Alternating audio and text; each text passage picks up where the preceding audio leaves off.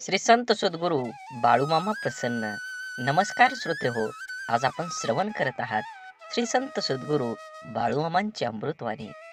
हा संदेश तुमच्या मनात मामांबद्दल भाव आहे, श्रद्धा आहे, म्हणूनच तुम्ही उघडला आहे. मनापासून विश्वास ठेवा देवांवर. नक्कीच तुमच्या जीवनामध्ये सुख, समृद्धी आणि आनंद येणार आहे. हा संदेश शेवटपर्यंत जो व्यक्ती बघेल त्याचं नशीब नक्कीच आनंदानं उघडणार आहे. बाळूमामा म्हणतात, जोपर्यंत माणूस कुठलं स्वप्न पाहत नाही आणि ते प्रत्यक्षात आणण्यासाठी अथक परिश्रम घेत नाही, तोपर्यंत यश मिळवणं ही कठीण गोष्टच असते. कधी कधी शेकडो प्रयत्न करूनही यश मिळत नाही, म्हणून हिंमत हारणारे लाखो आहेत.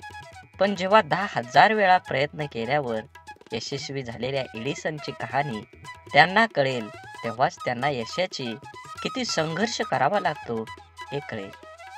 या जगात तर भीक सुद्धा फुकट मिळत नाही, ती सुद्धा कष्टाने मागावी लागते. मग आपलं स्वप्न देव कशाला फुकट पूर्ण करेल? कष्टाला, मेहनतीला पर्याय कसा काय असू शकतो?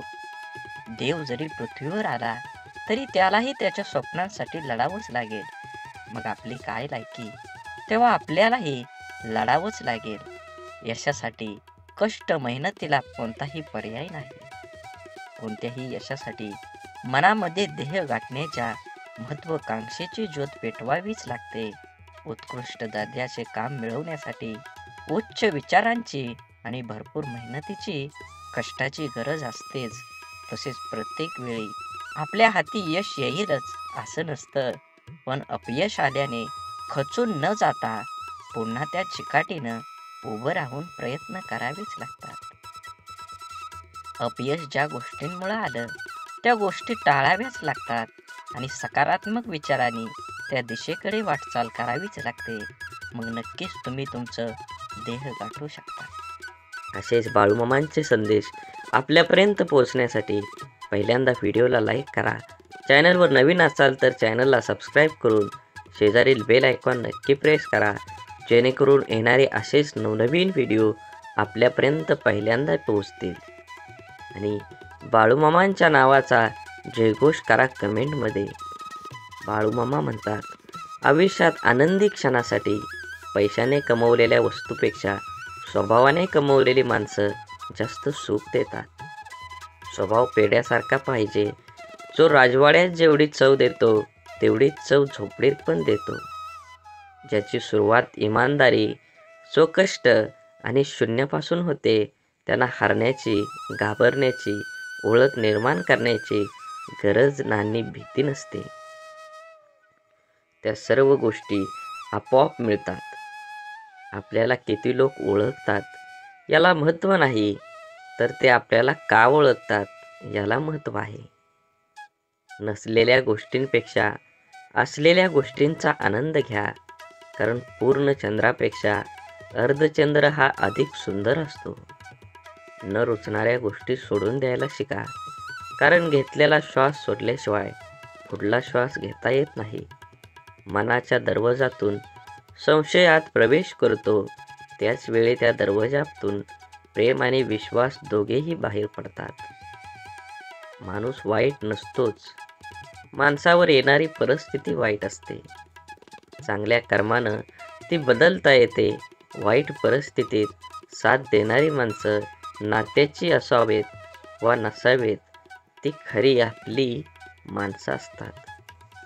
जीवनात वादळ येणं देखील आवश्यक आहे, तेव्हाच तर कळतं हात सोडून पळतं तर कोण हात धरून चालतो.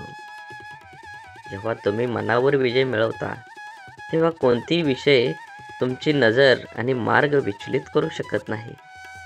आपल्याकडे जगाला देण्यासाठी काहीच नाही असं वाटत असेल तर चेहऱ्यावर एक छानसं स्माईल द्या. हे छोटंसं हास्य इतर कोणत्याही वस्तूपेक्षा खूपच मौल्यवान आहे. मन आणि छत्रीत एक साम्य आहे. जेव्हा त्या उघडलेल्या असतात तेव्हा त्या उपयोगीच्या होतात, नाहीतर एरवी ओझंच वाढवतात. म्हणून आयुष्य आनंदाने जगलं पाहिजे. आयुष्यामध्ये अथक परिश्रम करून आपलं ध्येय गाठलं पाहिजे. चांगलं कर्म केलं तरच आपल्याला चांगलं फळ मिळणार आहे. आयुष्य अत्यंत मर्यादित आहे आणि जीवनाचा जेव्हा शेवट होईल तेव्हा इथली कोणतीच गोष्ट आपल्याला सोबत नेता येणार नाही. मग जीवनात खूप काटकसर कशासाठी करायची? आवश्यक तो खर्च केलाच पाहिजे. ज्या गोष्टीतून आपणास आनंद मिळतो त्या गोष्टी केल्याच पाहिजेत. आपण गेल्यानंतर पुढं काय होणार याची मुळीच चिंता करू नका. कारण आपला देह जेव्हा मातीत मिसळून जाईल तेव्हा कोणी आपलं कौतुक केलं, काय टीका केली, काय फरक पडतो? जीवनाचा आणि स्वकष्टाने मिळवलेल्या पैशाचा आनंद घेण्याची वेळ निघून गेलेली असेल. तुमच्या मुलांची खूप काळजी करू नका. त्यांना स्वतःचा मार्ग निवडू द्या. स्वतःचं भविष्य घडवू द्या. त्यांच्या इच्छा, आकांक्षा आणि स्वप्नांचे तुम्ही गुलाम होऊ नका. मुलांवर प्रेम करा, त्यांची काळजी घ्या, त्यांना भेटवस्तू द्या. मात्र काही खर्च स्वतःवर, स्वतःच्या आवडीनिवडीवर नक्कीच करा. जन्मापासून मृत्यूपर्यंत नुसतं राबणं म्हणजे आयुष्य नाही, हे देखील लक्षात ठेवा. तुम्ही 50शीत आहात. आरोग्याची हेळसांड करून पैसे कमवण्याचे दिवस आता संपलेले आहेत. पुढील काळात पैसे मोजून सुद्धा चांगलं आरोग्य मिळणार नाही.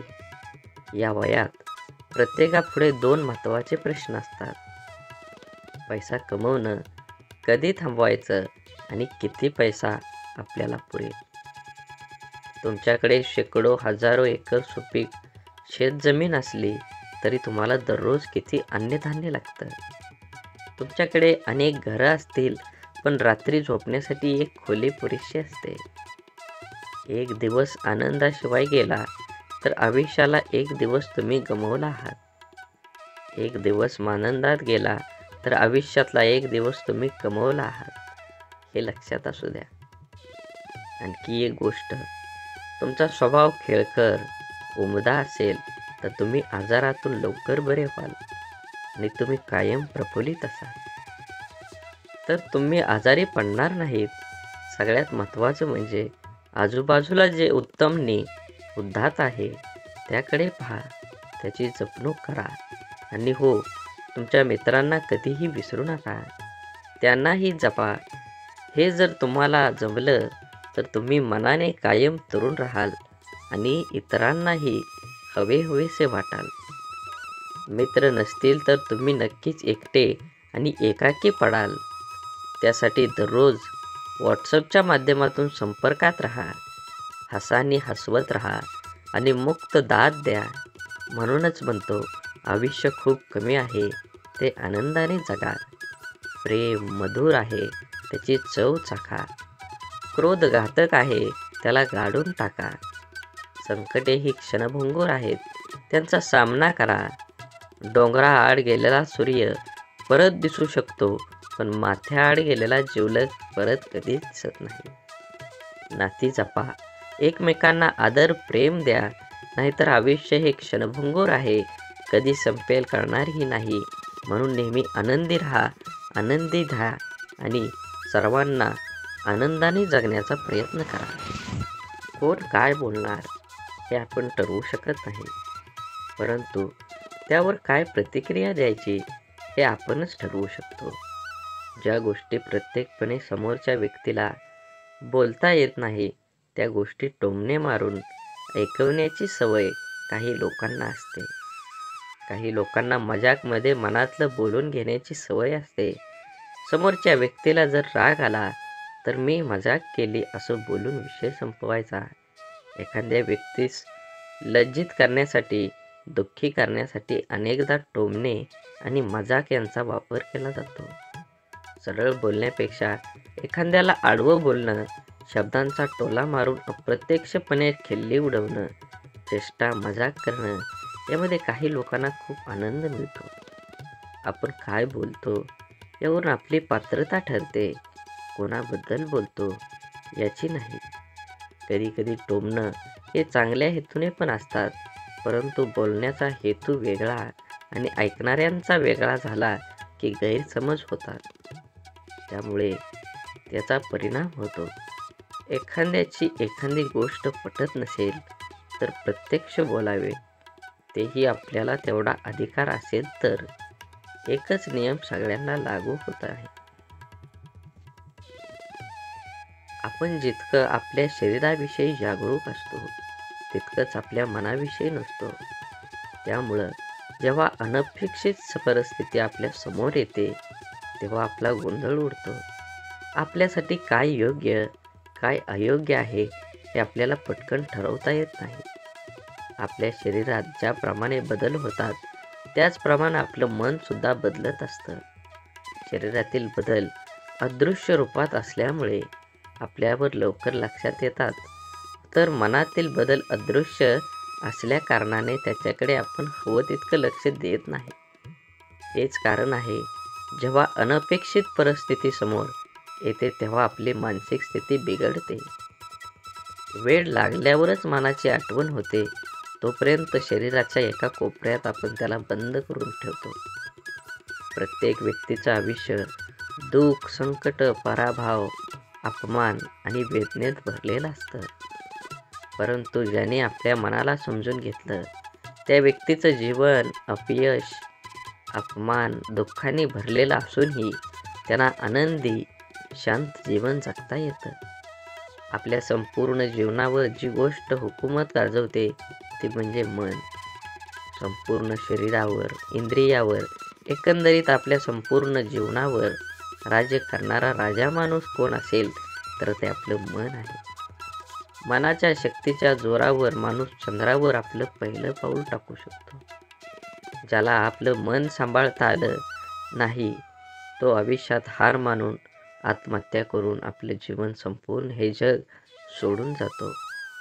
ज्याच्यावर ताबा मिळवणं कठीण ते मन, पण सरावाने, निश्चयाने आणि ध्यानाने मनावर ताबा मिळवला तर जीवनात इच्छित गोष्टी, यश, आनंद हवं ते मिळवून देणारं सुद्धा मनच आहे. मन चंचल आहे, पण रोजच्या सरावाने ते हळूहळू शांत व्हायला लागतं. प्रत्येक गोष्टीचं मूळ मन आहे. मनाला समजून घेतलं तर जीवनाचे वटवृक्षात रूपांतर होईल. शांत, स्वस्थ, आनंदी जीवन जगण्यासाठी शरीराचा घाम आणि मनाचा मळ रोज निघाला पाहिजे. जीवनात मन आणि मित्राची भूमिका ही आरशासारखी असावी. आपल्या रोजच्या जीवनात अत्यंत छोटीशी पण खूप उपयोगाची वस्तू म्हणजे आरसा, ज्यात आपण आपलं प्रतिबिंब बघत असतो. जसं आपण आपलं बाह्य शरीर, रूप, वेशभूषा, केशभूषा बघण्यासाठी आरसा बघतो, तसंच आपल्या अंतर्मनात खरं स्वरूप बघण्यासाठी मनाचा आरसा असावा. परंतु कधी कधी आपलं मन ही एखाद्या गोष्टीबद्दल निर्णय घेताना गोंधळून जातं. एक मन म्हणतं एखादी गोष्ट करू योग्य आहे तर दुसरं मन म्हणतं नको करू. तेव्हा आपल्याला एक चांगला मित्र, मैत्रीण काय योग्य काय वाईट निर्णय घेण्यास मदत करू शकते. म्हणून म्हणतात ना, एक चांगला मित्र हा आरशासारखा असतो.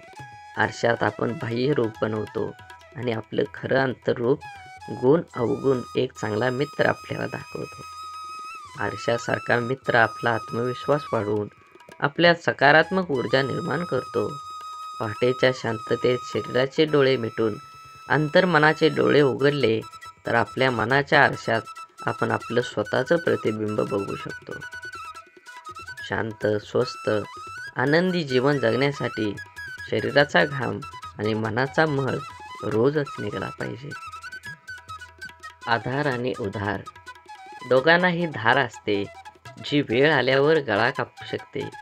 म्हणून जीवनात आधार शोधण्यापेक्षा आत्मविश्वास दृढ केला पाहिजे.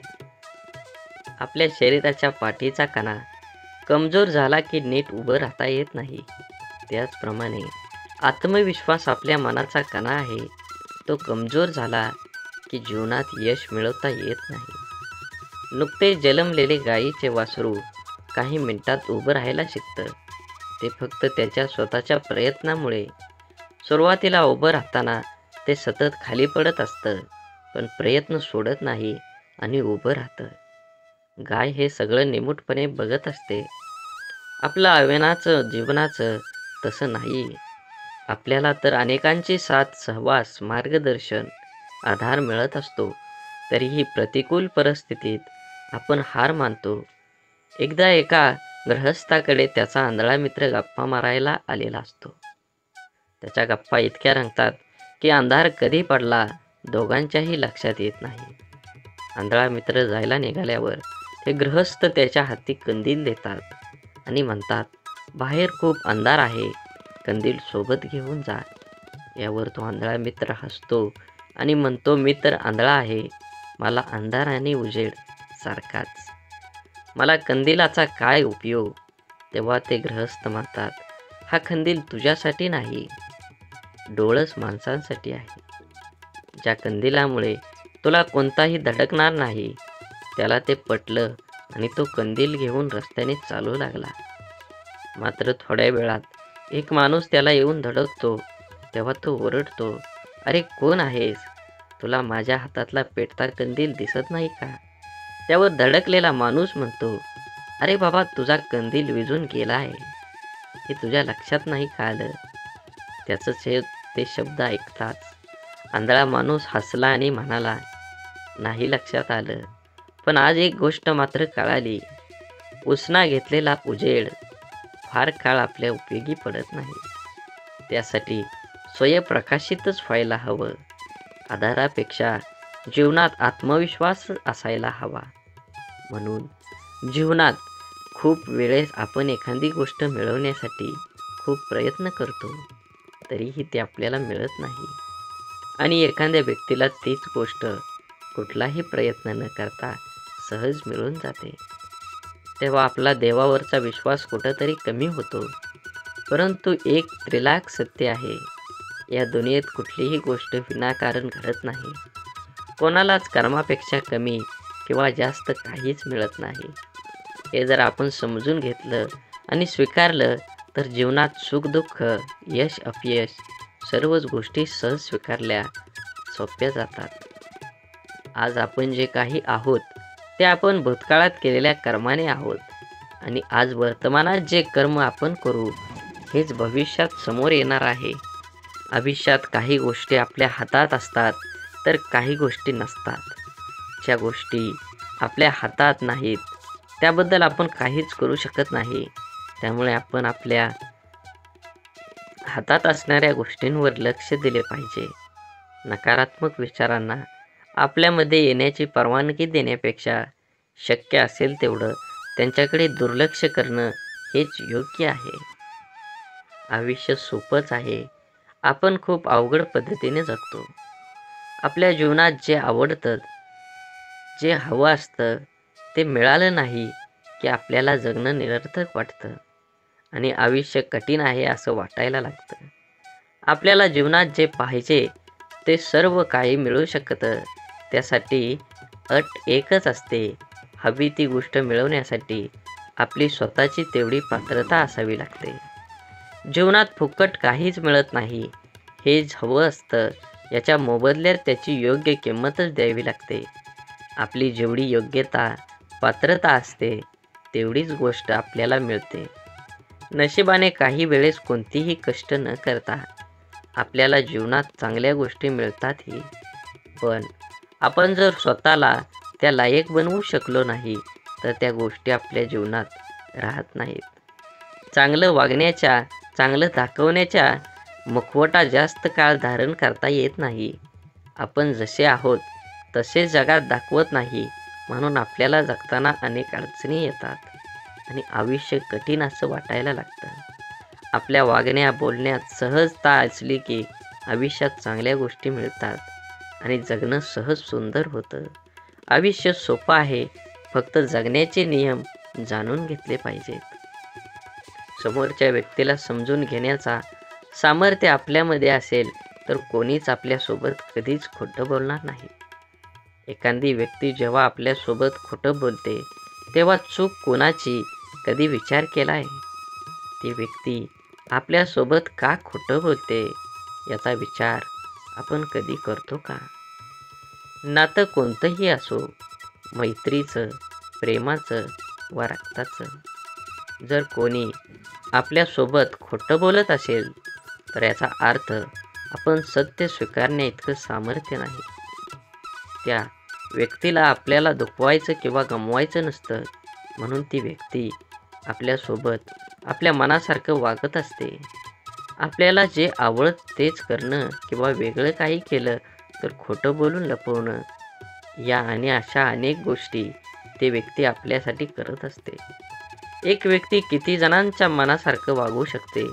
ज्या दिवशी आपण समोरची व्यक्ती जशी आहे तशी स्वीकारू, तिच्यावर आपल्या अपेक्षेचं ओझं लादणार नाही, त्या दिवशीपासून ती व्यक्ती आपल्यासोबत कधीच खोटं बोलणार नाही. एखादी गोष्ट चुकली असेल तर आपल्याला चूक आणि बरोबर काय यातला फरक प्रेमाने समजून घेऊन त्या व्यक्तीला निदर्शनात आणून दिला पाहिजे. ह्यानं होतं काय, तर गैरसमज दूर होतील. आपण सोप्या गोष्टी अवघड पद्धतीनं करतो, म्हणून सोपं असलेलं आयुष्य आपल्याला कठीण वाटतं. जास्त प्रयत्न, जास्त परिणाम हे समीकरण आपण डोक्यात पक्कं करून ठेवलेलं आहे.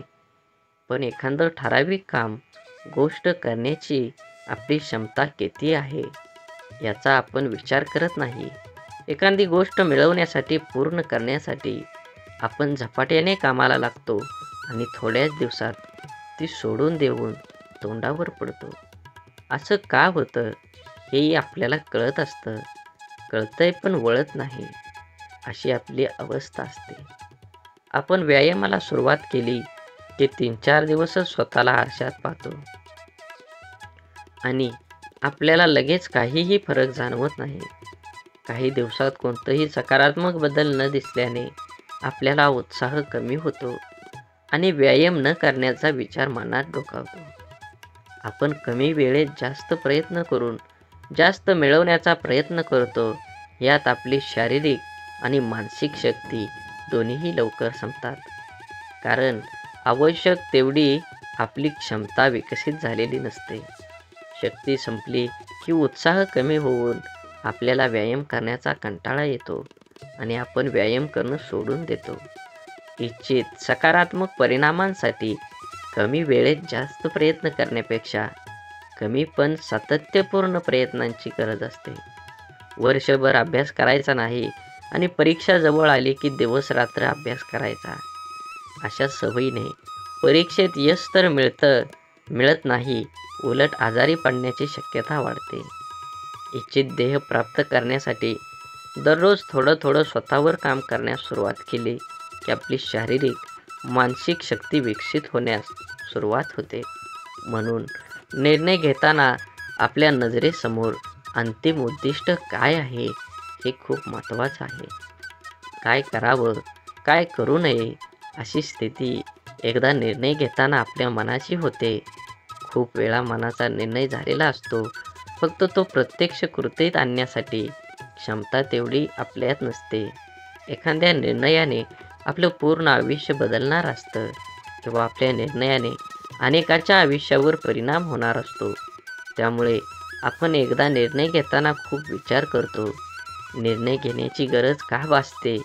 योग्य निर्णय घेतला तर नाही घेतला तर काय होईल याचा संपूर्ण विचार आपलं मन करत असतं. सर्वांचा विचार करून आपल्या मनाविरुद्ध काही निर्णय आपण घेतो. पण किती दिवस आपण मनाशी तोडजोड करू शकतो? पण हे खूप हळवं असतं. त्यापेक्षा कितीतरी पटीने ते जास्त प्रचंड तुफान वादळ असतं. त्याला पर्याय चालत नाही. एखाद्या निर्णयाने तात्पुरता तणाव निर्माण होऊ शकतो, परंतु सदैव मनात घालमेल ठेवून आपण जगू शकत नाही. निर्णय घेता न येणं यासारखी दुसरी घातक गोष्ट कुठलीच नाहीये. आपण कमी वेळेत जास्तीत जास्त मिळण्याचा प्रयत्न करतो, तोडकं मोडकं प्रयत्न करतो आणि अपेक्षा मात्र खूप ठेवतो. परंतु आयुष्यात दीर्घकाळ टिकणारा आनंद देणाऱ्या गोष्टी मिळवण्यासाठी आपल्याला प्रयत्नांत सातत्य असावं लागतं. आपल्या देहाचं वाटेत अनेक गज खोळगे येतात. त्यांना पार करून आपल्याला देहापर्यंत पोचायचं असतं.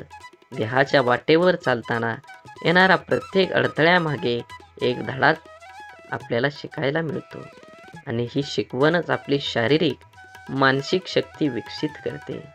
त्यामुळं पुढचं एक एक पाऊल टाकणं सोपं जातं.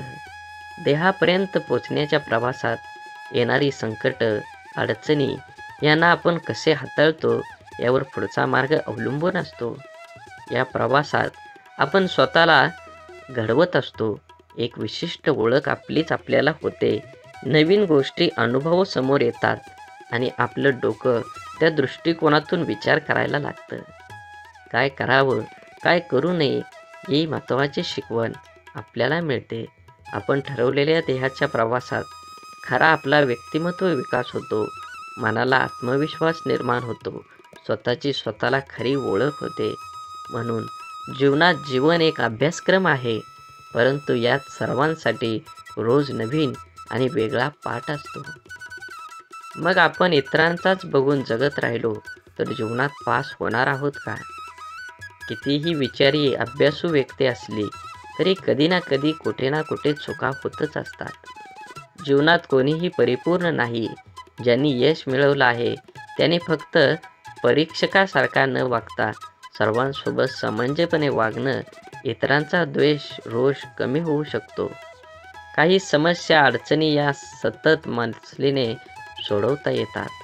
एखाद्या शब्दाचा, गोष्टीचा आपल्या परीनेच अर्थ लावून वादविवाद तर वाढवण्यापेक्षा संवाद साधण्याचा प्रयत्न केला तर समस्या कमी होऊ शकतात.